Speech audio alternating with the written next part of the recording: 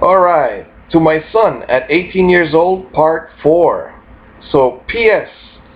Use your time now to learn these things: carpentry, plumbing, electricity, electronics, so that you will be happy as an adult. All the things you want to learn, I also wanted to learn, like how to make robots when I was a little kid. Alright? But you can actually really teach your kids if you take the electronics course. Alright. So get a money skill. Once you have a money skill, carpentry, plumbing, electricity, once you have that money skill, you'll be able to buy yourself all the toys you want, like a boat. You'll be able to build your own boat. You'll be able to buy one of those kits to make your own car. You'll be able to do things for your children, like grow tomatoes in a bathtub or something, or a swimming pool, a little swimming pool, grow tomatoes there. All right, rent some land. Okay, good habits will get you to achieve your goals in life. So, if you're a champion, my son, do I have to tell you to brush your teeth? Do I have to tell you to take a shower? Do I have to tell you to turn off the TV and put something educational on? I avoid going into this house right here next to me because I only go for food. Then I get out of there because I see so many people doing things that are wasting time. Now, okay, grandma, but she's a dinosaur. She's about to die. Maybe I die before her. I don't know. But she's watching TV. She's got the TV on all day. But she doesn't have a life only because she's got the problem on her knee. Her legs hurt when she walks. She's old, but she's really obese. That's the main problem. But she's had that problem since she was, well, how old is she? She's 67. So since she was 40, 27 years ago, all right? She's had this obesity problem. Well, maybe once she was 50, she became real obese. But anyway, good habits will get you to achieve your goals in life. Live alone if you want to be a strong man. I know you want to be a strong man. Who wants to be weak? So, here's a tip. Rent some land from your neighbor and put your girlfriend to live there.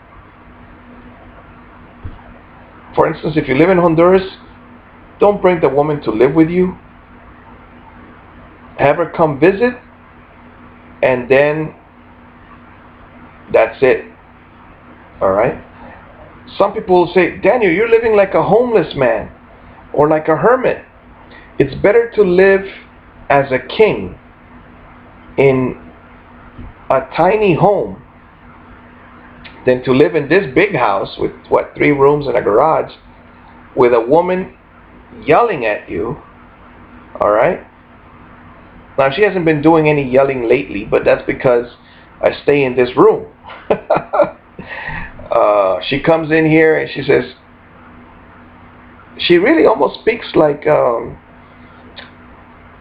grass is growing, or the grass needs to be cut. And I look and I say, yes, the grass needs to be cut. I don't say anything else. And then she says, why don't you, she doesn't know the word initiative, but why don't you take initiative? Why don't you go cut the grass? I don't do it, spouse, because what I want to do, you say no. If you say no, like for instance, every morning I need sex. All right, just about every morning. Now, every evening I don't ask for sex because I know she's watching TV. I know she just ate. I know she's super tired because I think she took the lawnmower to get it fixed by some guy over there through some other friend of hers. She had to put it in the minivan by herself, but I don't know if she did it. I went into the garage. I don't know if the lawnmower was there. All right, so if you live with a woman, son, you will not be a strong man. You'll probably go to jail. Now, I control myself. I don't slap her around or anything. Like she's yelling at me, it'd be very easy. One quick slap, boom.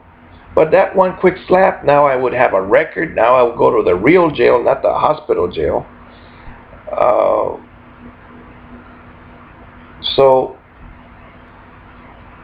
it's just better to actually one of the people I admire, not so much that I admired my dad because he abandoned his children. I just heard about one guy, I don't know if he's black or white, but he had 22 kids with 14 different women, and he was only 33 years old, so he began when he was young. And in some years he had multiple children.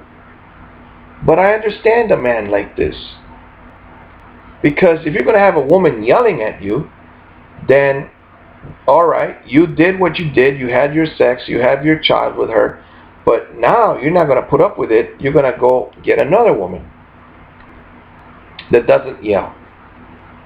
Now as soon as that one starts yelling, then you go to a third one, and then you go to a fourth one. And now he's done it in a compacted amount of time. Some people, they would never do it like that. Maybe it would take them 50 years or longer, I don't know.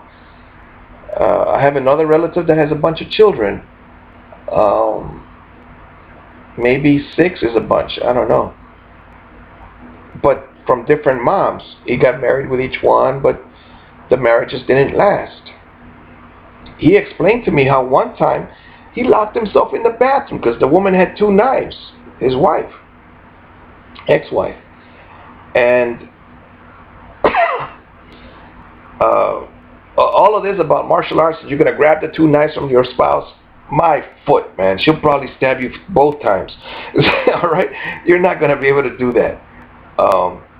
Unless you really hurt her, like grab a chair and throw it at her or do something super drastic. But that thing about grabbing the knife and taking it from your angry wife, nah, you're not going to be able to. Without hurting her, there's no way you can do it. Alright, so what she did actually in front of him, now this is to put him in jail, I would say. She was so angry that she picked him up and then she put him into her own stomach. But God put a belt there. I don't know if she was wearing pants. She must have been wearing pants. But that belt protected her and protected him. Now, of course, he's an older relative, so back then they don't call the cops, when the spouse is doing things like that. So he just went in and locked himself in the bathroom. I don't know if he did 4 hours there or what. I mean, what are you going to do in an apartment in New York, I mean, you're not able to, there's one way out. And if you're going to run, how fast is, some women run faster than men. You're not going to make it. You're not going to make it. Like she's standing in this room and I'm not going to make it through the door. I'm not going to make it. She'll slice me somewhere. Alright, so rent some land from your neighbor in Honduras and put your girlfriend to live there. Or better, give her some money so she can rent some land from your neighbor and put her tiny home there. This way she learns to think like, well, I don't want to say like a man, but she learns to think about what to do with money. For instance, I say sheep and chickens so that you'll have food, grow your own fish, you'll have food. Then you could sell some to your neighbors and buy land, or you could buy things that you don't grow, bananas or something, I don't know, fruit. Or you could go buy a tree and plant it, you know. Alright, so give her some money so she can rent some land from your neighbor and put her tiny home there. She must not live on your land or in your house, or else she can put you in jail. Don't let her live in your land or in your house. Alright? You might have a wonderful heart that you want her to be close to you, but she has to legally have someone else's land, not legally on your land. Alright? Because then you invite other problems. The relationship you have with her is sexual. There are feelings involved. You do care for her. However, she must stay her distance. She must have her own kitchen, because you know there are things that I don't like about this kitchen over here. Well, one, you could actually trip over stuff. I mean, there's an igloo, or you know, in the kitchen. That stuff needs to go somewhere else. I mean, you can't even get to the microwave. All right, those are problems I have over there. I don't mind the cats, the little kittens all over the place. You know, I don't step on them. Grandma stepped on one, but he's alive, or she's alive. I don't know which one she stepped on. But the main thing is that kitchen there is dangerous. You know, people could fall. You know, water bottles, empty, full, all over the place. You know, no one. Oh, and the one major thing that I never liked is she doesn't like throwing out the trash, the spouse, so she overfills the trash can. So then I used to, you know, go get another trash bag and then had to pluck my hand in there and take stuff out. But all of us live here. If you know the trash bag is full, which I used to do, I used to, you know, tighten up the things and pull it up and put it right next to the trash can and put a new bag there.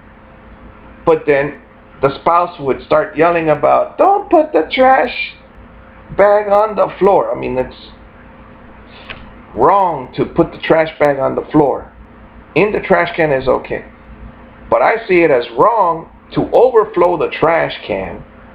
So basically, I go in that house, I get my food, I eat it, I put my paper plate in the trash can, put my spoon in the sink, I bring my glass. When I go over there, I take my glass over there and I drink, and I avoid being over there. Son, it's quite an effort to live like I live. Alright? My grandpa would never have dealt living like this. Alright? Now, my grandfather, my mother's father, my mother asked me to kick him out of the house because he was peeing on the kitchen, not the kitchen, the bathroom sink. But we talked about it recently because I have my urine bucket over there. If you ever seen the movie The Crazy Story of the World or History or something, I'll find out. It was a joke about the guy in the movie. The guy says, "It's good to be king. It's good to be king." All right, I think it's Mel Brooks. I'm not sure. That name pops up. So, oh, piss boy, and then the piss boy would bring the bucket, and the guy would go, oh, you know, the crazy story of the world. All right. But there probably was a piss boy with a bucket, you know. And so I have my bucket. My grandpa used to have a urinal right here next to his bed. But the way I look at it, I could stand up and I could, I don't know about, I don't want to pee in the bed and do it that way. I'd rather stand up and go pee in the bucket. Alright. And I have the bucket raised up, just like a urinal, you know, for the right height. So if you live alone, you can have your bucket, right? and then in the morning I go empty it, you know. If I had my tiny home, I would use the actual bathroom. All right, I would, but I don't use it because, well, eventually I'm practicing. I'm practicing right now. I'm focusing my mind to have a tiny home, actually, as tall as this is, which is maybe it's 7 feet. I don't know, and maybe only 6 feet across. I'm not too sure. All right, so I gotta figure out how to put a shower in here and things like that. Not in here, but in the place where I'll be living, my tiny house. All right, so she must not live on your land or in your house, or else she can put you in jail. Also, you must videotape all interactions with people so that they cannot tell lies about you. You must even videotape the moments that you are alone so that you will have proof of what you were doing. Alright, so I'm talking to myself right now, but I don't have anyone to talk to. I go to the park and I avoid everybody that's over there, because they could say, a little girl could say, he touched my vagina. You know, maybe not a little girl would say that, but she wouldn't know what vagina is, but maybe she would. But a 15-year-old girl could say that. Oh, he looked at me and he chased me. So I just keep away from everybody. I go with my son, I play with him. I would go alone, but I don't go alone because I know he's in there watching TV. So I'm like, let's go. And then he said, it's raining. And I said, let's go. And by the time we got there, I mean, it wasn't even raining. It didn't even rain, you know. It was just like, go. Let's just go. I mean, I had a boss call me a paper ass. By that he meant a weak man. He called both of us, a coworker and myself, because he said, when I was your age, and I was 24, 23, I was 23, I think, and the other one was 21, something like that. And he said, when I was your age, I was 40. I had already gone to war. I was a jumbo jet, not jet, but jumbo, maybe it was a jet, jumbo airplane fighter for the Second World War. What else? And then I was a carpenter, and I was married with, I don't know if he had 4 kids. You see the big difference at 23? He had gone to war. He was a carpenter, and he had a family, and he was thinking about his family. Whereas this guy and myself, we were babies. I was thinking, will the girl go out with me? I hope she goes out with me, you know. And then he was telling me, well, Daniel, if you don't have a car, you're lucky you live on the beach, though, because you could just ask the girl to go to the beach. But then he said he had a car, but then he didn't have enough money to go anywhere. And then I said, where would you go? And then he would say, to this club. And I said, well, I did borrow my mother's car that time. And I went dancing. The Macarena was playing. And yes, he was there also. But I didn't like, I think it was $20. And that's all I had, $20. And that was $10 for the girl and $10 for me. They told me that it was after 11 or after 10 o'clock. And that after 10 o'clock she had to pay. Which now I'm not too sure if that's true, you know. Because I think ladies' night, they don't pay that night. I don't know. So now I wouldn't even go to that place. I would put the music on. We have the internet. I would put the music on. I would talk with her. I would read her a poem. Or I would read a book with her. I would watch a movie with her. The movie I would watch is As You Like It by a Shakespeare play that was 1938, I think it was made. Or some family movie. Toto, we're not in Kansas anymore. Dorothy and the Wizard of Oz. Something. Some Bible movie, I would watch that. I saw the one about Ruth, the one that, well, she married two men, and she was a Moabite princess or something. And she's the one that said, do not bear false witness against your neighbor. Commandment number 9. Alright. So rent some land from your neighbor and put your girlfriend to live there. That's the movie I saw, and then a year later, not even a year later, they Baker acted me by saying lies about me, writing them down in an ex parte paper. They probably could do an ex parte paper. However, if I didn't live with them, then they wouldn't know. The police wouldn't have proof that it's true or false. You know, I would say I don't live with them. I have my work. I have my lawn care business or something. I live in my tiny home. I don't live on their property. I live in a stranger would probably be better than to live with family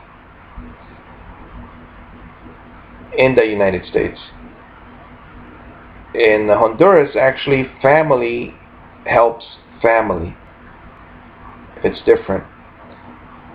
Also, you must videotape all interactions with people so that they cannot tell lies about you. You must even videotape the moments that you are alone so that you will have proof of what you are doing.